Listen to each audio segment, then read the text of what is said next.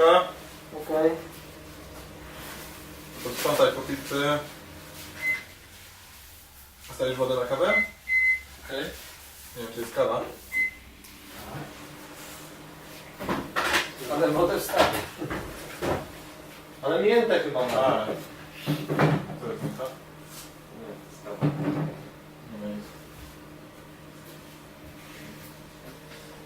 To chyba nie ma kawy.